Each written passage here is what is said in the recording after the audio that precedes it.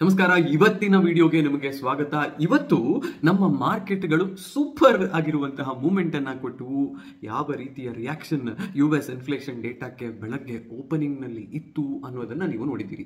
Almost 155 point ಕೆಳಗೆ open ಆದಂತಹ Nifty ಅಲ್ಲಿಂದ ಮತ್ತೆ ಇನ್ನೊಂದು 50-60 ಪಾಯಿಂಟ್ ಕೆಳಗೆ ಹೋಗಿ 204ರಿಂದ 205 ಪಾಯಿಂಟ್ನಷ್ಟು ಡ್ರಾಪ್ ಅನ್ನ ನಿನ್ನೆಯ ಕ್ಲೋಸಿಂಗ್ ನ ಮೇಲೆ ಕೊಟ್ಟಿತ್ತು. ಇದಾದಾಗ ಭಾರತೀಯ ಮಾರ್ಕೆಟ್ನಲ್ಲಿ ಒಂದು ಸ್ವಲ್ಪ ಪ್ಯಾನಿಕ್ ಕೂಡ ಇತ್ತು. ಆದರೆ ನಾನು ನಿನ್ನೆ ರಾತ್ರಿ ಮಾಡಿದಂತಹ ವಿಡಿಯೋದಲ್ಲಿ ಹೇಳಿದ್ದೆ US ಇನ್ಫ್ಲೇಷನ್ ಡೇಟಾದಿಂದಾಗಿ ಭಾರತಕ್ಕೆ ತುಂಬಾ ದೊಡ್ಡ ಮಟ್ಟಿನ ಇಫೆಕ್ಟ್ ಆಗೋದು ಕಮ್ಮಿ ಅಂತ ಅನ್ಸುತ್ತೆ ನನಗೆ ಅಂತ. ನಾನು ಈ ವಿಡಿಯೋವನ್ನ ಹಾಕಿದ ಸ್ವಲ್ಪ ಹೊತ್ತಿನಲ್ಲಿ ಒಂದು ವಾಟ್ಸ್ಆಪ್ ಗ್ರೂಪ್ನಲ್ಲೂ ಕೂಡ US ಮಾರ್ಕೆಟ್ಸ್ನಲ್ಲಿ ಬ್ಲಡ್ ಬಾತ್ ಆಗ್ತಾ ಇದೆ. 1.5% ನಾಸ್ಡಾಕ್ ಮತ್ತು ಡೌ ಜೋನ್ಸ್ ಎರಡೂ ಕೂಡ ಬಿದ್ದಿದ್ದಾವೆ. ಇದರ ಇಂಪ್ಯಾಕ್ಟ್ ಭಾರತದ ಮೇಲೆ ಆಗಬಹುದು ಅನ್ನುವಂತಹ ಒಂದು ಮೆಸೇಜ್ ಅನ್ನ ಇನ್ನೊಬ್ರು ಹಾಕಿದ್ರು.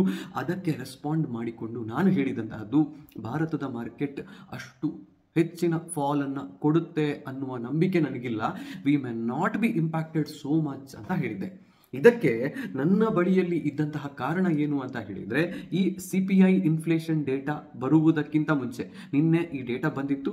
ಇದಕ್ಕಿಂತ 2-3 ದಿನಗಳ ಕಾಲ ನೀವು ಅಮೆರಿಕನ್ ಮಾರ್ಕೆಟ್ಸ್ ಅನ್ನ ಫಾಲೋ ಮಾಡಿದಿದ್ರೆ ಅವು ತುಂಬಾ ದೊಡ್ಡ ಮಟ್ಟಿನ ಅಪ್ಪರ್ ಮೂವ್ಮೆಂಟ್ಸ್ ಅನ್ನ ಕೊಟ್ಟಿದ್ವು. ನಾಸ್ಡಾಕ್ ಮತ್ತು ಡೌ ಜೋನ್ಸ್ ಆಲ್ಮೋಸ್ಟ್ ತಮ್ಮ ಆಲ್ ಟೈಮ್ ಹೈಯ ಬಳಿಯಲ್ಲಿದ್ದು, ಇದಕ್ಕೆ ಕಾರಣ ಟೆಕ್ನಾಲಜಿಕಲ್ ಸ್ಟಾಕ್ಸ್ ನಲ್ಲಿ ಬಂದಿರುವಂತಹ ಅದ್ಭುತವಾದಂತಹ ಅಪ್ಮೂವ್. ಫೇಸ್ಬುಕ್ ಅಂದ್ರೆ ಮೆಟಾ ಇರಬಹುದು, ಮತ್ತೆ ಆಲ್ಫಾಬೆಟ್ ನಂತಹ ಕಂಪನಿಗಳಿರಬಹುದು, ಎಲ್ಲವೂ ಕೂಡ they were trading at almost very high ranges. ಈ ಕಾರಣದಿಂದಾಗಿ ನಾಸ್ಡಾಕ್ ಮತ್ತು ಡೌ ಜೋನ್ಸ್ ತುಂಬಾ ಮೇಲಕ್ಕೆ ಹೋಗಿದ್ವು. ಇನ್ಫ್ಯಾಕ್ಟ್ ಕಳೆದ 3-4 ತಿಂಗಳ ಡೇಟಾವನ್ನ ನೀವು ನೋಡಿದ್ರೆ ನಾಸ್ಡಾಕ್ ಮತ್ತು Dow Jones almost 25% up move ಅನ್ನ ಕೊಟ್ಟಿದೆ. ನಿಫ್ಟಿ ಬರೀ 15% ಅಪ್ ಮೂವ್ ಅನ್ನ ಕೊಟ್ಟಿದೆ. ಈ ಕಾರಣದಿಂದಾಗಿ ನಮಗೆ ಇನ್ನೂ ಕೂಡ ಒಂದು ಸ್ವಲ್ಪ ಕುಷನ್ ಡೌನ್ ಸೈಡ್ ನಲ್ಲಿತ್ತು. ಇದಕ್ಕಿಂತ ಹೆಚ್ಚಾಗಿ ನಾವು ಆಲ್ರೆಡಿ 22,141 ನಮ್ಮ ಆಲ್ ಟೈಮ್ ಹೈ ಅಂತ ಕಾಣುತ್ತೆ. ಅಲ್ಲಿಂದ ಕೆಳಗೆ ಬಂದು ಇನ್ನೊಂದು 400 ಪಾಯಿಂಟ್ಗಳಷ್ಟು ಕೆಳಗೆ ಟ್ರೇಡ್ ಮಾಡ್ತಾ ಇದ್ವಿ ನಿನ್ನೆಯೂ ಕೂಡ. ಈ ಕಾರಣದಿಂದಾಗಿ we did not face much of brunt. ಮತ್ತೆ ಇನ್ನೂ ಒಂದು ವಿಷಯ ಹೇಳಿದೆ, ರಿಲಯನ್ಸ್ ಇಂಡಸ್ಟ್ರೀಸ್ ಬ್ರೇಕ್ಔಟ್ ಆಗುವಂತಹ ಸಾಧ್ಯತೆ ಇದೆ ಅಂತ. ಇವತ್ತು ಅದು ಬ್ರೇಕ್ಔಟ್ ಆಗಿದೆ, ಅದರ ಕನ್ಫರ್ಮೇಶನ್ ನಮಗೆ ಸಿಕ್ಕಿದೆ. ಚಾರ್ಟ್ ಅನ್ನ ಅಟ್ಯಾಚ್ ಮಾಡ್ತೀನಿ. IREDA ಅಪ್ಪರ್ ಸರ್ಕ್ಯೂಟ್ ಅನ್ನ ಹೊಡೆದಿದೆ. ಇದು ಇನ್ನೊಂದು ಸುದ್ದಿ. IREDA ಸ್ಟಾಕ್ ಗಳನ್ನ ಹೊಂದಿದ್ದವರಿಗೆ ಒಂದು ಸ್ವಲ್ಪ ರಿಲೀಫ್ ಅನ್ನ ಇದು ಕೊಡಬಹುದು. ಬಟ್ ಬೆಳಗ್ಗೆ ಎಲ್ಲ ಇದು ಲೋವರ್ ಸರ್ಕ್ಯೂಟ್ ನಲ್ಲಿ ಇದ್ದದ್ದು ಕೊನೆಯ 5 ನಿಮಿಷಕ್ಕಾಗಬೇಕಾದ್ರೆ ಅಪ್ಪರ್ ಸರ್ಕ್ಯೂಟ್ಗೆ ಹೋದದ್ದು ಹೇಗೆ? ಇನ್ಸ್ಟಿಟ್ಯೂಷನಲ್ ಬೈಯಿಂಗ್ ಇಲ್ಲಿ ಆಗಿದೆ ಅನ್ನುವಂತಹದ್ದು ಸುದ್ದಿ. ಯಾರು ಇನ್ವಾಲ್ವ್ಡ್ ಆಗಿದ್ರು, ಯಾರು ಇದನ್ನ ಖರೀದಿ ಮಾಡಿದ್ರು ಅನ್ನುವ ಸುದ್ದಿ ಇಲ್ಲ. But it was a block deal. Block deal ಅಂತ ಹೇಳಿದ್ರೆ ದೊಡ್ಡ ದೊಡ್ಡ ಇನ್ಸ್ಟಿಟ್ಯೂಷನಲ್ ಇನ್ವೆಸ್ಟರ್ಸ್, DIIs ಮತ್ತು FIIs ಅಂತ ನಾವು ಹೇಳ್ತೀವಲ್ಲ, ಈ ಇನ್ಸ್ಟಿಟ್ಯೂಷನಲ್, ಡೊಮೆಸ್ಟಿಕ್ ಇನ್ಸ್ಟಿಟ್ಯೂಷನಲ್ ಮತ್ತು ಫಾರಿನ್ ಇನ್ಸ್ಟಿಟ್ಯೂಷನಲ್ ಇನ್ವೆಸ್ಟರ್ಸ್ ಇದನ್ನ ಎಕ್ಸ್ಚೇಂಜ್ ಮಾಡಿಕೊಂಡಿದ್ದಾರೆ. 160 ರೂಪಾಯಿಯ ಫ್ಲೋರ್ ಪ್ರೈಸ್ ನಲ್ಲಿ ಇದು ಎಕ್ಸ್ಚೇಂಜ್ ಆಗಿದೆ ಅನ್ನುವಂತಹದ್ದು ಈಗಿರುವಂತಹ ಮಾತು. ಅಂದ್ರೆ 160 ರೂಪಾಯಿಗೆ ಒಬ್ಬ ಇದನ್ನ ಮಾರಾಟ ಮಾಡಿದ್ದಾನೆ, ಇನ್ನೊಂದು ಇನ್ಸ್ಟಿಟ್ಯೂಟ್ ನವರು ಇದನ್ನ ಖರೀದಿ ಮಾಡಿದ್ದಾರೆ. Basically it is an exchange of stocks and ಇದರ ಕಾರಣದಿಂದಾಗಿ ಬಂದಂತಹ ವಾಲ್ಯೂಮ್ ನಿಂದ ಮತ್ತು ಒಂದಿಷ್ಟು ಜನ ಇದನ್ನ ಖರೀದಿ ಮಾಡಿದ್ದಾರೆ and the stock has hit it's upper circuit. ನಾಳೆ ನಾಡಿದ್ದು ಏನಾಗುತ್ತೆ ಅನ್ನೋದನ್ನ ನಾವು ನೋಡಬೇಕು. ರೈಲ್ವೆ ಸ್ಟಾಕ್ಸ್ ನಲ್ಲಿ ಕನ್ಸಾಲಿಡೇಷನ್ ಬಂದಿದೆ. ಅಲ್ಲಿಂದ ಒಂದು ಸ್ವಲ್ಪ ಮೇಲೆ ಸ್ವಲ್ಪ ಕೆಳಗೆ ಹೋಗ್ತಿದ್ದಾವೆ. ಇನ್ನೂ ಕೂಡ ಇಂಡಿಸೈಸಿವ್ ಝೋನ್ ನಲ್ಲಿದ್ದಾವೆ. ರೈಲ್ವೆ ಸ್ಟಾಕ್ಸ್ ನಾಳೆ ಮತ್ತು ನಾಡಿದ್ದಿನ ಮಾರ್ಕೆಟ್ ನಲ್ಲಿ ಮೇಲೆ ಹೋಗೋದು ಶುರುವಾದ್ರೆ IRFC ಅಂತಹ ಸ್ಟಾಕ್ಗೆ 159 ಏನೋ ಒಂದು ರೆಸಿಸ್ಟೆನ್ಸ್ ಇದೆ. ಅದನ್ನ ಬ್ರೀಚ್ ಮಾಡಿದ್ರೆ ಅದು ಮತ್ತೆ ಬುಲಿಶ್ ಝೋನ್ಗೆ ಹೋಗುತ್ತೆ. Similar is the story with other stocks. ಇವತ್ತು ಪೆಟ್ಟು ತಿಂದಂತಹ ಇಂಡಸ್ಟ್ರಿ ಯಾವುದು ಅಂತ ಹೇಳಿದ್ರೆ ಅದು IT ಇಂಡಸ್ಟ್ರಿ. ಯಾಕೆ? IT industry is heavily dependent on US markets. US markets ಇಂದ ಔಟ್ಸೋರ್ಸ್ ಆಗುತ್ತೆ. ಪ್ರೈಮ್ ಕಸ್ಟಮರ್ಸ್ ಅಲ್ಲಿರ್ತಾರೆ. ಅಲ್ಲಿ ಒಂದು ವೇಳೆ ಇನ್ಫ್ಲೇಷನ್ ಹೆದರಿಕೆ ಇದೆ, ರಿಸೆಷನ್ ಹೆದರಿಕೆ ಇದೆ ಅಂತ ಹೇಳಿದ್ರೆ IT ಕಂಪನಿಗಳ ರಿಸಲ್ಟ್ ನಲ್ಲಿ, IT ಕಂಪನಿಯ ರೆವೆನ್ಯೂವಿನಲ್ಲಿ, IT ಕಂಪನಿಯ ಪ್ರಾಫಿಟ್ ಗಳಲ್ಲಿ ಸಮಸ್ಯೆಗಳು ಬರ್ತವೆ ಅನ್ನುವ ಕಾರಣಕ್ಕೆ IT companies are struggling. PSU ಬ್ಯಾಂಕ್ಗಳು ತುಂಬಾ ಒಳ್ಳೆಯ ಮೂವ್ ಅನ್ನ ಕೊಟ್ಟಿದ್ದಾವೆ. SBI ನಂತಹ ಬ್ಯಾಂಕ್ಗಳು ಅದ್ಭುತವಾದಂತಹ ಪರ್ಫಾರ್ಮೆನ್ಸ್ ಅನ್ನ ಕೊಡ್ತಿದ್ದಾವೆ. 2020ಯ ಲೋನಿಂದ 180ರ ಆಸುಪಾಸಿನಲ್ಲಿತ್ತು ಆಗ, ಈಗ 900 ದಾಟಿ ಹೋಗಿದೆ SBI. It has been an extremely good move. ಇದೇ ಕಾರಣದಿಂದ ನಿಫ್ಟಿ ಬ್ಯಾಂಕ್ ನಿಫ್ಟಿ ಕೂಡ ಮೇಲಕ್ಕೆ ಹೋಗಿದೆ. ಬಟ್ ಬ್ಯಾಂಕ್ ನಿಫ್ಟಿಯನ್ನು ಕೆಳಗೆ ಡ್ರ್ಯಾಗ್ ಮಾಡ್ತಾ ಇರುವಂತಹದ್ದು, ನಿಫ್ಟಿಯನ್ನು ಕೂಡ ಬೇಕಾದ ಹಾಗೆ ಮೇಲೆ ಹೋಗುವುದಕ್ಕೆ ಬಿಡದೇ ಇರುವಂತಹದ್ದು HDFC ಬ್ಯಾಂಕ್ ಅಂತ ಹೇಳುವಂತಹ ಒಂದು ಕಲ್ಪ್ರಿಟ್. ಇದು 1380 ಆಸುಪಾಸಿನಲ್ಲಿ ಇನ್ನೂ ಟ್ರೇಡ್ ಆಗ್ತಾ ಇದೆ. ಆ್ಯಂಡ್ ಇದು ಎಲ್ಲಿಯೂ ಕೂಡ ಸ್ಟ್ರಾಂಗ್ ಆದಂತಹ ಬೈಯಿಂಗ್ ಅನ್ನ ಇನ್ನೂ ಪಡೀತಾ ಇಲ್ಲ.